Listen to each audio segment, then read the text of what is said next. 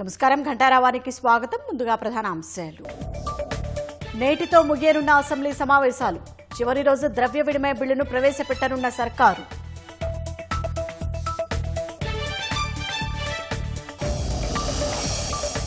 యువతిని ముక్కలుగా కోసి ఫ్రిడ్జ్లో పెట్టిన స్నేహితుడు. విశాఖలో అమానుషం. స్టేషన్లో లొంగిపోయిన నిందితుడు.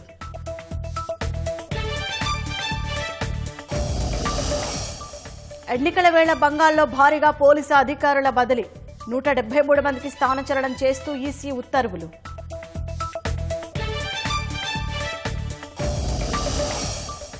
ఇరాన్లో భూతల దాడులకు అమెరికా సన్నాహాలు. శత్రువులపై భీకర పోరాటం కొనసాగిస్తామన్న టెహరాన్.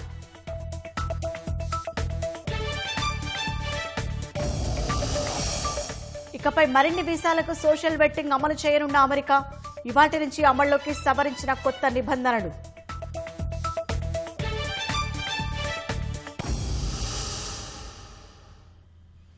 దేశంలో గ్యాస్, పెట్రోల్ కొరత వదంతులతో కేంద్రం కీలక నిర్ణయం తీసుకుంది.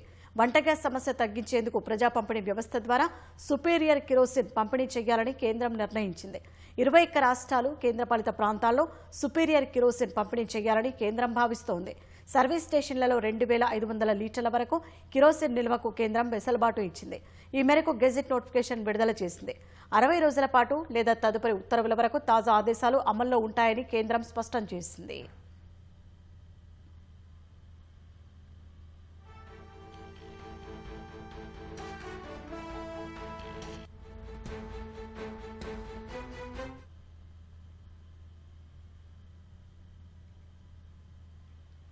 ఇక ఇదే అంశానికి సంబంధించి మరింత సమాచారం మా ప్రతినిధి అరుణ్ అడిగి తెలుసుకుందాం. అరుణ్, వంట గ్యాస్ సమస్య తగ్గించేందుకు కేంద్రం చేపడుతున్న చర్యలేంటి? దాని ద్వారా ప్రజలకు ఎలా మేలు కలగనుంది? వంట గ్యాస్ సంబంధించినటువంటి విషయంలో గత కొద్ది రోజులుగా హర్మోజ్ జల సంధి ద్వారా భారతదేశానికి సరఫరా కావాల్సినటువంటి క్రూడ్ ఆయిల్, అదేవిధంగా క్రూడ్ గ్యాస్ కు సంబంధించినటువంటి విషయంలో కొన్ని ఇబ్బందులు తలెత్తుతున్నటువంటి నేపథ్యంలో కేంద్రం పలు కీలకమైనటువంటి నిర్ణయాలు తీసుకుంది. ఇప్పటి వరకు వంట గ్యాస్ కు సంబంధించి గృహ అవసరాలకు అవసరమైనటువంటి వంట గ్యాస్ మాత్రమే 100% సరఫరా చేయాలని చెప్పి గతంలో ఉత్తర్వులు ఇచ్చింది. ఆ తర్వాత కమర్షియల్ గ్యాస్ హోటల్స్ కు, అదేవిధంగా రెస్టారెంట్లు, ఈ కమర్షియల్ యాక్టివిటీస్, వ్యాపార వాణిజ్య అవసరాలకు అవసరమైనటువంటి గ్యాస్ సిలిండర్లు, వాటికి సంబంధించినటువంటి సరఫరా విషయంలో ఇబ్బందులు తలెత్తుతుండటము, వ్యాపారపరమైనటువంటి అంశాలు కొంత వ్యాపారాలు తింటున్నటువంటి పరిస్థితి నేపథ్యంలో కేంద్రం మరొకసారి నిర్ణయం తీసుకుని గత వారం 70% వరకు కమర్షియల్ గ్యాస్ సిలిండర్లు కూడా సరఫరా చేయాలని చెప్పి నిర్ణయించింది. సో ఆ నేపథ్యంలోనే ఇప్పుడు ఒకవైపు గ్యాస్ సిలిండర్ల కొరతను తగ్గించడానికి, గ్యాస్ లో వస్తున్నటువంటి వంట గ్యాస్ కు సంబంధించి ఎల్పిజి విషయంలో వస్తున్నటువంటి ఇబ్బందులన్నింటినీ ఒక్కొక్క విధంగా సమస్యను పరిష్కరిస్తూ వస్తున్నప్పటికీ ఇంకా కొంత ఇబ్బందికరమైనటువంటి పరిస్థితి ఉంటున్నటువంటి నేపథ్యంలో కిరోసిన్ సరఫరాను మరింత పెంచాలి అని చెప్పి కేంద్రం నిర్ణయించింది. అది ఎల్పిజికి సంబంధించినటువంటి విషయంలో కమర్షియల్ గ్యాస్ కు ఎక్కువగా ఉపయోగించేవారు ఇప్పుడు కిరోసిన్ కూడా ఉపయోగించడానికి గతంలో కేంద్ర ప్రభుత్వం ఢిల్లీ వంటి కీలకమైనటువంటి మహానగరాల్లో కట్టెల పొయ్యిలు వాడటము, పొల్యూషన్ పరమైనటువంటి ఇబ్బందులు తలెత్తుతున్నటువంటి నేపథ్యంలో కట్టెల పొయ్యిలు వాడటము, వీటన్నిటిని నిషేధించింది. అయితే ఇప్పుడు దాన్ని తాజాగా వినియోగించుకునేందుకు అవకాశం కల్పించినటువంటి కేంద్రం ఇప్పుడు మరొక అడుగు ముందుకు వేసి కిరోసిన్ ఉపయోగించుకునేందుకు, కిరోసిన్ ద్వారా వంటలు ఇవన్నీ చేసుకునడానికి అవకాశం కల్పిస్తూ ఇప్పుడు తాజాగా మరొకసారి ఉత్తర్వులు జారీ చేసింది. మొత్తం 21 రాష్ట్రాల్లో, ఆంధ్రప్రదేశ్, తెలంగాణ సహా 21 రాష్ట్రాల్లో ఈ రకమైనటువంటి ఉత్తర్వులు అమలు చేయడానికి పెట్రోలియం ఉత్పత్తులకు సంబంధించినటువంటి చట్టము 2002లో తీసుకొచ్చినటువంటి చట్టంలో కొన్ని వెసులుబాట్లు కల్పిస్తూ పరిమితులతో కూడినటువంటి నిబంధనలను అమలు చేయాలని చెప్పి, పరిమితులతో కూడినటువంటి అంశాలకు ఇవి కీలకమైనటువంటి పరిస్థితులు ఉన్నాయి కాబట్టి ఇట్లాంటి పరిస్థితుల్లో ప్రజలకు ఇబ్బంది లేకుండా చూడాల్సినటువంటి ఆవశ్యకత ఉంది కాబట్టి అందుకు అనుగుణంగా నిర్ణయం తీసుకుంటున్నట్టుగా కేంద్రం ప్రకటించింది. 21 రాష్ట్రాల్లో ప్రస్తుతం అమల్లో ఉన్నటువంటి లైసెన్స్ దారులు ఎవరైతే ఉన్నారో, లైసెన్స్లు ఏవైతే ఉన్నాయో వారికి దాదాపు 2500 లీటర్ల వరకు కిరోసిన్ నిల్వ చేసుకుని దాన్ని సరఫరా చేయడానికి అవకాశం కల్పిస్తూ కేంద్రం తాజాగా గెజిట్ నోటిఫికేషన్ విడుదల చేస్తుంది. దీని ప్రకారం దేశంలో కిరోసిన్ నిల్వలు పెంచుకోవడానికి, దాంతో పాటుగా కిరోసిన్ వాడకాన్ని మరింత పెరగటానికి ఆస్కారం కల్పిస్తూ కేంద్రం తాజా ఉత్తర్వులు చేపట్టింది. ప్రస్తుతం కమర్షియల్ అదేవిధంగా గృహావసరాలకు అవసరమైనటువంటి ఎల్పీజీ గ్రామీణ ప్రాంతాలకు కొంత ఆలస్యం అవుతున్నటువంటి నేపథ్యంలో అక్కడ ఉన్నటువంటి పరిస్థితులకు అనుగుణంగా కిరోసిన్ కూడా ఉపయోగించుకోవడానికి కేంద్రం ఈ రకమైనటువంటి అవకాశం కల్పించింది. దీని ద్వారా వ్యాపారపరమైనటువంటి వాణిజ్యపరమైనటువంటి అంశాలకు వాణిజ్యపరమైనటువంటి ఇబ్బందులు తలెత్తకుండా ఉండటం కోసమే కేంద్రం ఈ రకంగా చర్యలు చేపట్టినట్లుగా తెలుస్తా ఉంది. దాంతో పాటుగానే కేంద్రం ఇచ్చినటువంటి వెసులుబాటుతోటి కమర్షియల్ సిలిండర్ల పైన కొంత నిషేధం ఇప్పటికీ కొనసాగుతున్నటువంటి నేపథ్యంలో కమర్షియల్ సిలిండర్లు దొరకకపోతే ప్రత్యామ్నాయంగా తాము హోటల్స్ మూసివేసుకోవాల్సినటువంటి పరిస్థితి ఏర్పడుతుందని వాణిజ్యపరమైనటువంటి హోటల్స్, రెస్టారెంట్లు వీళ్ళందరూ కేంద్రానికి, రాష్ట్ర ప్రభుత్వాలకు మొరపెట్టుకున్నటువంటి నేపథ్యంలో కేంద్రం ప్రత్యామ్నాయంగా ఈ చర్యలు తీసుకున్నది. దీనివల్ల వ్యాపారపరమైనటువంటి ఇబ్బందులు తలెత్తకుండా వ్యాపారాలు కొనసాగించుకునేందుకు కిరోసిన్ ను మరింత అందుబాటులోకి తీసుకురావాలని చెప్పి బ్లాక్ మార్కెట్ ను నిరోధించడానికి కూడా ఇది ఉపయోగపడుతుంది. ప్రత్యామ్నాయంగా కిరోసిన్ ఉంది కాబట్టి ఎక్కువ డబ్బులు పెట్టి ఎల్పీజీ సిలిండర్లు తీసుకోవాల్సినటువంటి అవసరం వచ్చే అవకాశాలు లేవు కాబట్టి ఈ రకమైనటువంటి చర్యలకు కేంద్రం ఉపక్రమించింది. దీనివల్ల ప్రజలకు ఇప్పుడు ప్రస్తుతం ఉన్నటువంటి హోటల్స్ అదేవిధంగా కమర్షియల్ యాక్టివిటీ ఏవైతే ఉన్నాయో ఆహార అవసరాలకు సంబంధించినటువంటి కమర్షియల్ యాక్టివిటీ అది మరింత పెరుగుతుందని చెప్పి కేంద్రం భావిస్తా ఉంది. ప్రజలకు మరిన్ని అవకాశాలు ఈ రకంగా ముందుకు వస్తాయని చెప్పి ప్రభుత్వం భావిస్తుంది కాబట్టి అందుకు అనుగుణంగానే ఇప్పుడు తాజాగా కేంద్రం ఈ నిర్ణయం తీసుకున్నట్టుగా తెలుస్తా ఉంది. ధన్యవాదాలు అరుణ్.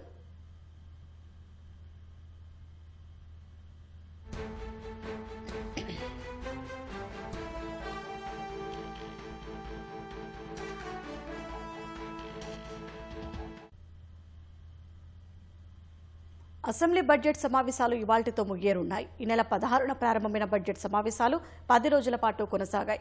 16న గవర్నర్ శివప్రతాప్ శుక్లా ఉభయ సభలను ఉద్దేశించి ప్రసంగించగా 17, 18న ఆయన ప్రసంగానికి ధన్యవాదాలు తెలిపే తీర్మానంపై చర్చ జరిగింది.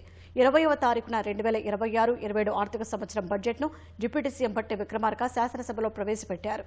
23, 24న బడ్జెట్పై సాధారణ చర్చ, 25, 26, 28, 29న పద్దులపై చర్చ కొనసాగింది. 29న పద్దులపై చర్చ సందర్భంగా మంత్రి పొంగులేటి అక్రమ మైనింగ్ చేస్తున్నారంటూ బీఆర్ఎస్ నేతలు నిరసనకు దిగారు. సభా కార్యక్రమాలకు అడ్డొస్తున్నారంటూ బీఆర్ఎస్ నేతలను 2 రోజులు సస్పెండ్ చేయగా ఇవాళ చివరి రోజు ద్రవ్య వినిమయ బిల్లును ప్రవేశపెట్టనున్నారు.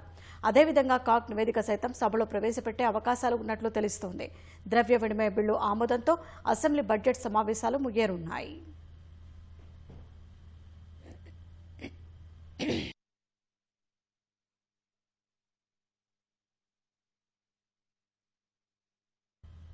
విశాఖలో ఒళ్లు గగురు పొడిచే ఘటన జరిగింది. స్నేహితురాలిని ఇంటికి పిలిచిన ఓ నేవీ ఉద్యోగి కిరాతకంగా ఆమెను హత్య చేశాడు. ఎల్వీ నగర్లో ఈ దారుణ ఘటన జరిగింది. నేవీలో టెక్నీషియన్గా పనిచేస్తున్న చింతాడ రవీంద్ర స్థానికంగా ఓ అపార్ట్మెంట్లో నివాసముంటున్నాడు. నెల క్రితం అతడి భార్య విజయనగరంలోని పుట్టింటికి వెళ్లింది. విశాఖకు చెందిన మౌనికతో రవీంద్రకు గతంలోనే పరిచయం ఉంది. ఆదివారం రాత్రి ఆమెను తన ప్లాట్కు పిలిచిన రవీంద్ర అత్యంత పాశవికంగా హత్య చేశాడు. శరీర భాగాలను ముక్కలుగా కోసి ఫ్రిడ్జ్లో పెట్టాడు. తర్వాత పోలీస్ స్టేషన్కు వచ్చి లొంగిపోయాడు. ఘటనా స్థలికి రవీంద్రను వెంటబెట్టుకుని తీసుకెళ్లిన పోలీసులు ఫ్రిడ్జ్లో 2 మూటల్లో ఉన్న శరీర భాగాలను గుర్తించారు. అందులో తల భాగం కనిపించలేదు. యువతి తనను డబ్బుల కోసం వేధించిందని, ఆ హింస భరించలేకే ఈ ఘాతుకానికి పాల్పడినట్లు నిందితుడు తెలిపాడు. పోలీసులు కేసు నమోదు చేసి దర్యాప్తు చేస్తున్నారు.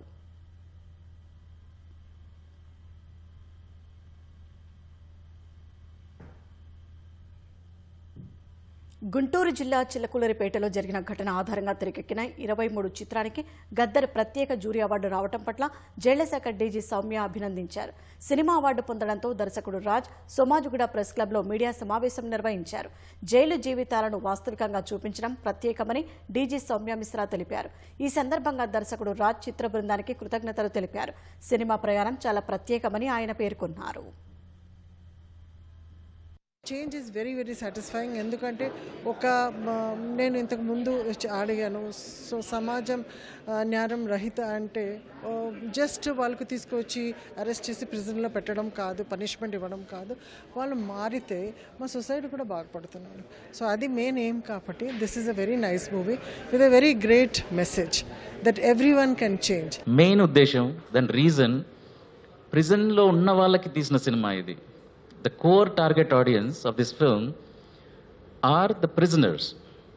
ఈ ఈవెంట్ మనకి తెలంగాణ గవర్నమెంట్ ఒక అవార్డు ఇచ్చినందుకు, దాంతో ఇప్పుడు ఒక ప్రెస్ మీట్ పెడుతున్నందుకు, పెద్దలు వచ్చినందుకు, ఈ సభాముఖంగా ఈ మన సౌమ్య మ్యామ్ని రిక్వెస్ట్ చేసేది ఏంటంటే, కుదిరితే ఈ ఫిల్మ్ని ఎవరికోసం అయితే తీసామో ప్రిజన్స్లో వాళ్ళకి ఒకసారి ఎప్పుడైనా చూపించి, ఎందుకంటే ఎంతోమంది వాల్మీకిలు, అంగుళిమాలలు ప్రిజన్లో ఉండొచ్చు, వాళ్ళు మారొచ్చు, వాళ్ళు ఇద్దరు ఇన్స్పైర్ అయినా ఇది తీసిన ఫిల్మ్కి వర్త్ మేకింగ్ దిస్ ఫిల్మ్. వేసవి సెలవుల దృష్ట్యా దక్షిణ మధ్య రైల్వే ప్రయాణికులకు ప్రత్యేక రైళ్లను అందుబాటులోకి తెచ్చింది. సికింద్రాబాద్ శ్రీకాకుళం మధ్య 26 ప్రత్యేక రైళ్లు నడపనున్నట్లు దక్షిణ మధ్య రైల్వే ప్రకటించింది. ఈ ప్రత్యేక సర్వీసులు ఏప్రిల్ 5 నుంచి జూన్ 28 వరకు అందుబాటులో ఉంటాయి. ప్రతి ఆదివారం రాత్రి 11:15 సికింద్రాబాద్ నుంచి శ్రీకాకుళం, ప్రతి సోమవారం రాత్రి 7:30కు శ్రీకాకుళం నుంచి సికింద్రాబాద్కు ఈ ప్రత్యేక రైళ్లు నడుస్తాయని దక్షిణ మధ్య రైల్వే తెలిపింది. ప్రజలు ఈ సౌకర్యాన్ని సద్వినియోగం చేసుకోవాలని రైల్వే అధికారులు విజ్ఞప్తి చేశారు.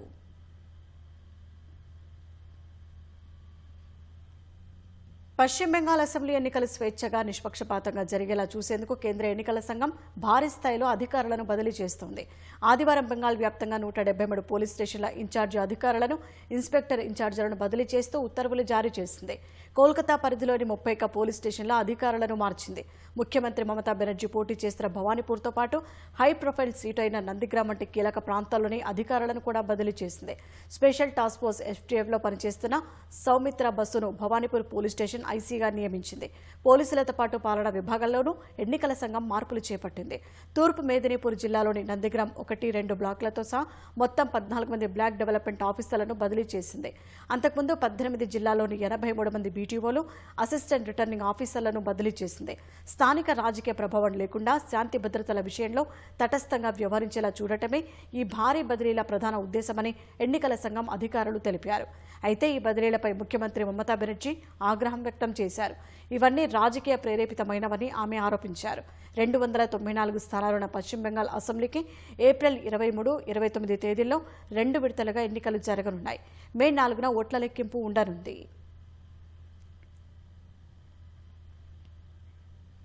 పశ్చిమ బెంగాల్ అసెంబ్లీ ఎన్నికల వేళ 284 మంది అభ్యర్థులతో కాంగ్రెస్ తొలి జాబితాను ప్రకటించింది. ఢిల్లీలో పార్టీ అధ్యక్షుడు మల్లికార్జున ఖర్గే, అగ్రనేత రాహుల్ గాంధీ సహా ఇతర సీనియర్ నాయకులు సమావేశమై జాబితాను ఖరారు చేశారు. మాజీ ఎంపీ, సీనియర్ నాయకుడు అధీర్ రంజన్ చౌదరి బహరంపూర్ నుంచి పోటీ చేయనున్నారు. దక్షిణ కోల్కతా కాంగ్రెస్ జిల్లా అధ్యక్షుడు ప్రదీప్ ప్రసాద్ను సీఎం మమతా బెనర్జీకి పోటీగా హస్తం పార్టీ బరిలో దింపింది. ఇటీవల టీఎంసీ నుంచి కాంగ్రెస్ పార్టీలో చేరిన మాజీ ఎంపీ మౌసం నూర్ మాలతీపూర్ నుంచి పోటీ చేయనున్నారు. పశ్చిమ బెంగాల్ అసెంబ్లీ ఎన్నికల్లో కాంగ్రెస్ ఒంటరిగా పోటీ చేస్తోంది. మొత్తం 294 స్థానాలకు వచ్చే నెల 23, 29న 2 విడతల్లో పోలింగ్ జరగనుంది.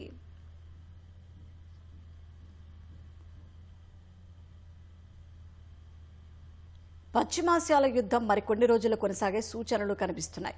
ఇన్నాళ్లు వైమానిక దాడులకు పరిమితమైన అమెరికా తాజాగా భూతల దాడులు చేసేందుకు సన్నాహాలు చేస్తోంది. అందులో భాగంగా అదనపు బలగాలను పశ్చిమాసియాకు తరలించింది. మరోవైపు మధ్యప్రాచ్యంలోని ఇజ్రాయెల్, అమెరికాలకు చెందిన వ్యూహాత్మక పరిశ్రమలపై దాడులు మొదలుపెట్టామని ఇరాన్ రివల్యూషనరీ గార్డ్ కోర్ తెలిపింది. శత్రువుల కళ్లలో బాధను చూసే వరకు భీకర దాడులు కొనసాగిస్తామని తేల్చెప్పింది. ఇరాన్పై అమెరికా భూతల దాడులకు సిద్ధమవుతోందన్న వార్తలు ఆందోళన రేకెత్తిస్తున్నాయి. ప్రత్యేక ఆపరేషన్ ద్వారా ఖర్గ్ ద్వీపం సహా హార్మూజ్ జలసంధి సమీపంలో ఉన్న ఇరాన్ తీర ప్రాంతాలపై దాడులు చేపట్టేందుకు అగ్రరాజ్యం సన్నాహాలు చేస్తోందని వాషింగ్టన్ పోస్ట్ తెలిపింది. అందులో భాగంగానే అదనపు బలగాలను పశ్చిమాసియాకు తరలించిందని వివరించింది. అమెరికా భూతల దాడుల వార్తలపై ఇరాన్ పార్లమెంట్ స్పీకర్ మాలిబఫ్ గట్టిగా స్పందించారు. వారి రాక కోసం తాము ఎదురుచూస్తున్నామని తెలిపారు. ఇరాన్ గడ్డపై అడుగు పెట్టగానే అమెరికా సైనికులను అగ్నికి ఆహుతి చేస్తామని పేర్కొన్నారు. అగ్రరాజ్యానికి సహకరించే మిత్రదేశాలను తీవ్ర స్థాయిలో దండిస్తామని హెచ్చరించారు. ఇరాన్లో తాము ఎంచుకున్న లక్ష్యాలను ధ్వంసం చేసే వరకు దాడులు ఆపబోమని ఇజ్రాయెల్ ప్రకటించింది.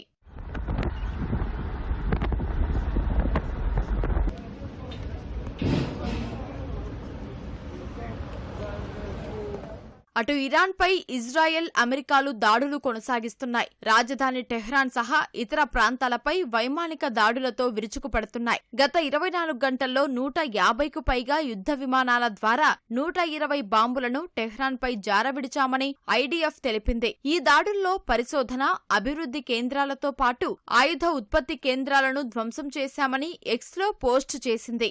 ఇరాన్ విశ్వవిద్యాలయాలపైన దాడులు చేశామని తెలిపింది. యూనివర్సిటీల్లో ఇరాన్ అణు పరిశోధనలు చేస్తోందని, అందుకు దాడులు చేపట్టామని వివరించింది. పవర్ గ్రిడ్ పై క్షిపణి శిథిలాలు పడి టెహ్రాన్ సహా ఖరాజ్, అల్బ్రోజ్ ప్రావిన్సుల్లో విద్యుత్ సరఫరా నిలిచిపోయింది. దక్షిణ లెబనాన్లో ఐరాసా శాంతి పరిరక్షణ దళ ప్రధాన కార్యాలయంపై ఇజ్రాయెల్ ఫిరంగులతో దాడి చేసింది. ఈ దాడిలో పలువురు గాయపడినట్లు తెలిసింది. చక్రా పట్టణంపై ఐడిఎఫ్ జరిపిన వైమానిక దాడిలో 5గురు మృతి చెందగా మరో 2 గాయపడ్డారు. ఇజ్రాయెల్ జరిపిన దాడిలో మరో పారామెడికో మృతి చెందారని ప్రపంచ ఆరోగ్య సంస్థ డైరెక్టర్ జనరల్ తెలిపారు. ఈ నెల 2 నుంచి ఇప్పటి వరకు 51 మంది లెబనాన్ వైద్య సిబ్బంది ప్రాణాలు కోల్పోయారని చెప్పారు.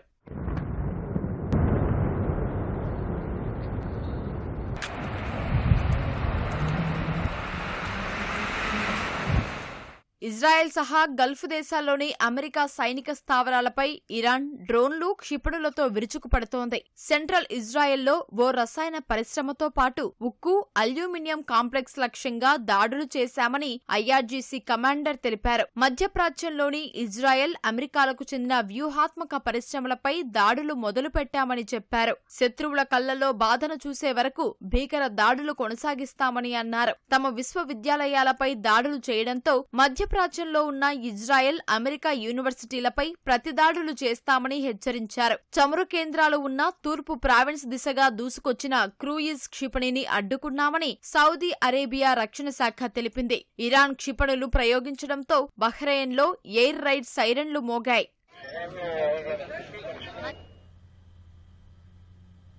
అమెరికాలో H1B వీసాదారులతో పాటు మరికొన్ని వీసాల దరఖాస్తుదారులకు సోషల్ వెట్టింగ్ తప్పనిసరి చేస్తూ సవరించిన నిబంధనలు అమల్లోకి వచ్చాయి. దీని ప్రకారం ప్రపంచవ్యాప్తంగా యుఎస్ కాన్సులేట్లలో నిర్వహించే నిర్దిష్ట రకాల వలసేతర వీసాలకు ఈ కొత్త ప్రక్రియ వర్తిస్తుందని అమెరికా విదేశాంగ శాఖ పేర్కొంది. కొత్త నిబంధనల ప్రకారం ఆయా వీసాదారులు తన సోషల్ మీడియా ఖాతాలను పబ్లిక్ చేసుకోవాలని స్పష్టం చేసింది. అమెరికా అధ్యక్షుడిగా రెండోసారి బాధ్యతలు చేపట్టిన నాటి నుంచి డొనాల్డ్ ట్రంప్ వలసదారులపై కఠినంగా వ్యవహరిస్తున్నారు. ఇందులో భాగంగా అమెరికాలో H1B వంటి కొన్ని వీసాలకు సోషల్ మీడియా వెట్టింగ్ అమలు చేస్తున్న ట్రంప్ ప్రభుత్వం ఆ నిబంధనలను మరిన్ని వీసా కేటగిరీలకు తప్పనిసరి చేసింది. ఈ కొత్త రూల్స్ సోమవారం నుంచి అమల్లోకి వచ్చినట్లు అమెరికా విదేశాంగ శాఖ వెల్లడించింది. విదేశాల్లోని యుఎస్ కాన్సులేట్లో నిర్వహించే నిర్దిష్ట రకాల వలసేతర వీసాలకు ఈ కొత్త ప్రక్రియ వర్తిస్తుందని పేర్కొంది. ఇందులో డొమెస్టిక్ వర్కర్లకు ఇచ్చే A3, C3తో పాటు G5, H3, H4, K, Q, R, S, T, U వీసాల దరఖాస్తుదారులకు కూడా ఇక నుంచి సోషల్ వెట్టింగ్ చేయనున్నట్లు అమెరికా విదేశాంగ శాఖ వెల్లడించింది. జాతీయ భద్రత పేరుతో గతేడాది ఈ నిబంధనను అమెరికా తీసుకొచ్చింది. గత డిసెంబర్ నుంచి H1B, F, M, J వీసాలకు దరఖాస్తు చేసుకునే వారి ఆన్లైన్ యాక్టివిటీని అమెరికా సర్కార్ క్షుణ్ణంగా తనిఖీ చేస్తోంది. అమెరికా జాతీయ భద్రతకు లేదా ప్రజా భద్రతకు ముప్పు కలిగించే వారితో సహా అమెరికాలో ప్రవేశానికి అనర్హులైన వీసా దరఖాస్తుదారులను గుర్తించడానికి క్షుణ్ణంగా పరిశీలిస్తామని అమెరికా విదేశాంగ శాఖ వెల్లడించింది. కొత్త నిబంధనల ప్రకారం ఆయా వీసాదారులు తన సోషల్ మీడియా ఖాతాలను పబ్లిక్ చేసుకోవాలని స్పష్టం చేసింది.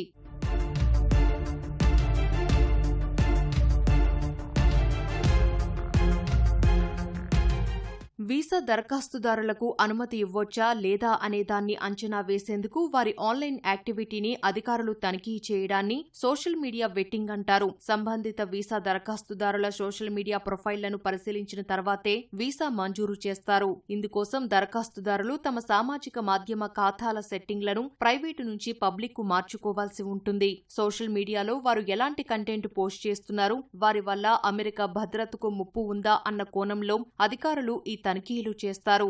అటు టెక్ కంపెనీలో విదేశీయులను తగ్గించి అమెరికన్లకు ఉపాధి అవకాశాలు కల్పించే దిశగా అగ్రరాజ్యం మరో కీలక చర్యకు సిద్ధమైంది. ఇందులో భాగంగానే H-1B వీసాదారుల వేతనాలను పెంచేలా అమెరికా కార్మిక శాఖ కీలక ప్రతిపాదనలు చేసింది. ఇవి అమల్లోకి వస్తే విదేశీ ఉద్యోగుల వార్షిక వేతనం $14,000 మేర పెరిగే అవకాశముంది. అమెరికన్లతో పోలిస్తే విదేశీ ఉద్యోగులకు వేతనం విషయంలో భారీ వ్యత్యాసం ఉంటోందని, దీనివల్ల చౌకగా లభించే ఉద్యోగులకే కంపెనీలు మొగ్గు చూపుతున్నాయని సుదీర్ఘంగా ఆందోళనలు ఉన్నాయి. ఈ నేపథ్యంలోనే అగ్రరాజ్య అధికారులు తాజా ప్రతిపాదనలు తీసుకొచ్చారు. అధ్యక్షుడి సంతకం తర్వాత ఈ ప్రతిపాదనలు అమల్లోకి వచ్చే అవకాశాలున్నాయి. దాడులో ప్రతిదాడులతో పశ్చిమాసియా అట్టుడుకుతున్న వేళ అమెరికా ఇరాన్ మధ్య చర్చలు జరిపేందుకు పాకిస్తాన్ యత్నిస్తోంది. ఇస్లామాబాద్లో సౌదీ అరేబియా, ఈజిప్టు, తుర్కీ విదేశాంగ మంత్రులతో సమావేశం అనంతరం పాక్ విదేశాంగ మంత్రి ఇషాక్దార్ కీలక వివరాలు వెల్లడించారు. పశ్చిమాసియాలో ఉద్రిక్తతలను తగ్గించేందుకు చర్చల కోసం మధ్యవర్తిత్వం వహిస్తున్న పాకిస్తాన్పై అమెరికా, ఇరాన్ విశ్వాసం వ్యక్తం చేశాయని ఆయన పేర్కొన్నారు. చర్చలకు సంకేతంగా ఇరాన్ ఇప్పటికే ఒక కీలక నిర్ణయం తీసుకుందని ఇషాక్దార్ తెలిపారు. ప్రపంచ ఇంధన రవాణాకు కీలకమైన హర్ముజ్ జలసంధి గుండా పాకిస్తాన్ జెండా కలిగిన మరో 20 నౌకల ప్రయాణానికి ఇరాన్ అనుమతినిచ్చిందని చెప్పారు.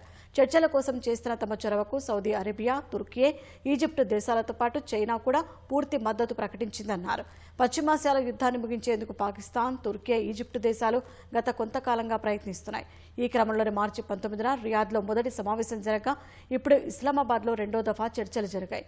వచ్చే వారంలో అమెరికా, ఇరాన్ ప్రతినిధుల మధ్య ప్రత్యక్ష చర్చలు జరిగే అవకాశం ఉందని భావిస్తున్నారు. ఇంగ్లాండ్లోని డెర్బీ సిటీ సెంటర్లో పాదాచారులపైకి కారుతో దూసుకెళ్లిన వ్యక్తిని పోలీసులు అరెస్ట్ చేశారు. నిందితుడిని 36 ఏళ్ల స్థానికుడిగా గుర్తించారు. ఈ ఘటనకు పాల్పడటానికి గల కారణాలపై పోలీసులు ఆరా తీస్తున్నారు. ఉగ్రవాద నిరోధక దళం కూడా దర్యాప్తులో పాల్గొననున్నట్టు తెలుస్తోంది. ఇంగ్లాండ్లోని డెర్బీ నగరంలో రద్దీగా ఉండే సిటీ సెంటర్ ప్రాంతంలో శనివారం రాత్రి 9:30 గంటల సమయంలో ఒక కారు పాదాచారులపైకి దూసుకెళ్లింది. ఈ ఘటనలో 7 గాయపడగా వారిని చికిత్స నిమిత్తం ఆసుపత్రికి తరలించారు.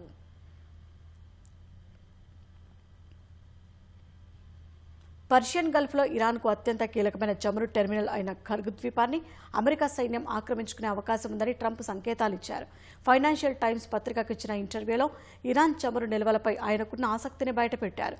ఇరాన్ వద్ద బలమైన రక్షణ వ్యవస్థలు లేవని, ఆ ద్వీపాన్ని చాలా సులభంగా స్వాధీనం చేసుకోవచ్చని ఆయన ధీమా వ్యక్తం చేశారు. ఇప్పటికే అమెరికా అక్కడ కొన్ని సైనిక స్థావరాలపై వైమానిక దాడులు నిర్వహించింది. మరోవైపు ఇరాన్ పార్లమెంటు స్పీకర్ మొహమ్మద్ బాఘెర్ ఖలీబాఫ్ స్వయంగా స్ట్రెయిట్ ఆఫ్ హర్ముజ్ గుండా చమురు ట్యాంకర్ల ప్రయాణానికి అనుమతి ఇచ్చారని ట్రంప్ వెల్లడించారు. మొదట 10 పాకిస్తానీ జెండా ఉన్న ట్యాంకర్లను పంపారని, ఇప్పుడు మరో 20 నౌకలను అనుమతించారని చెప్పారు. ఇరాన్ తనకు ఇస్తారన్న బహుమతి ఇదేనని ట్రంప్ వ్యాఖ్యానించారు. అమెరికా ప్రతిపాదించిన 15 అంశాల కాల్పుల విరమణ ప్రణాళికకు ఇరాన్ సానుకూలంగా స్పందించిందని ట్రంప్ చెప్పారు. చర్చలు చాలా అద్భుతంగా జరుగుతున్నాయని ధీమా వ్యక్తం చేశారు. ట్రంప్ వ్యాఖ్యలపై ఇరాన్ భిన్నంగా స్పందించింది. అమెరికా సైనికులు తమ భూభాగంలో అడుగుపెడితే గల్ఫ్లోని అరబ్ దేశాలపై దాడులు తీవ్రతరం చేస్తామని హెచ్చరించింది.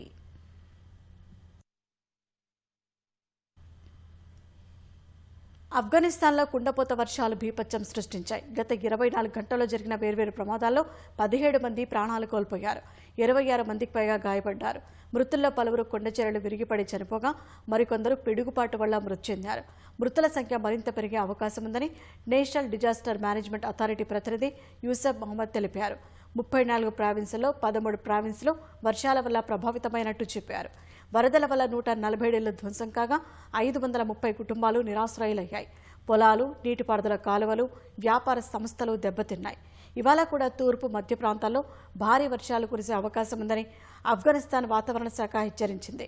ఆకస్మిక వరదలు సంభవించే అవకాశం ఉందని, నదీ తీర ప్రాంతాల్లో నివసిస్తున్న వారు అప్రమత్తంగా ఉండాలని సూచించింది. ఈ ఏడాది ప్రారంభంలో ఆకస్మిక వరదల వల్ల ఆఫ్ఘనిస్తాన్లో 300 మందికి పైగా ప్రాణాలు కోల్పోయారు.